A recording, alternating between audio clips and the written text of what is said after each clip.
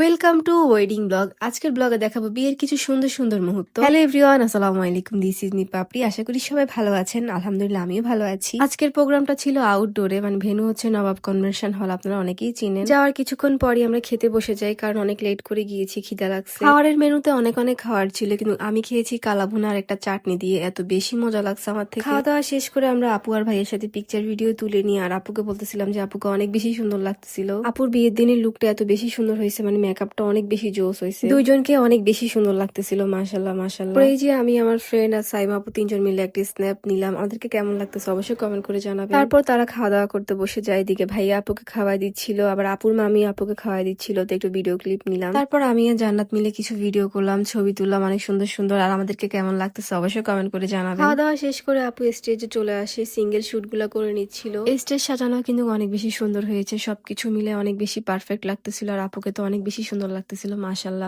আপনারা হয়তো এই ভিডিওগুলো অনেকেই দেখেছেন, ছোট ছোট শর্ট আকার আমি ছেড়েছিলাম। আজকে একদম আপনাদের জন্য ওয়েডিং ব্লগ নিয়ে চলে এসেছি। কেমন লেগেছে আজকের এই ওয়েডিং ব্লগটা অবশ্যই একটা কমেন্ট করে জানাবেন। আমি আর ভয়েস ওভার দিচ্ছি না, গানের মাধ্যমে আপনারা এনজয় করেন ব্লগটা।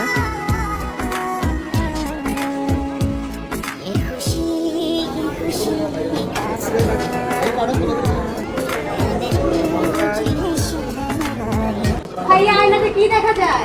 আমার পাশে আয়নাতে কি দেখা যায়? আমার সঙ্গে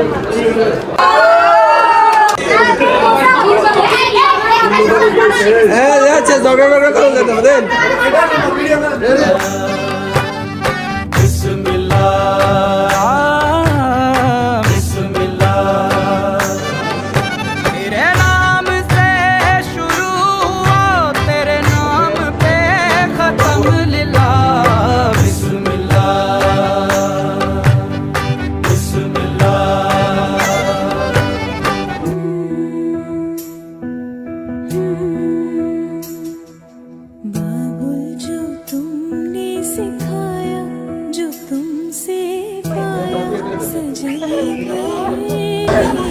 খারাপ হলে চলে আসবা।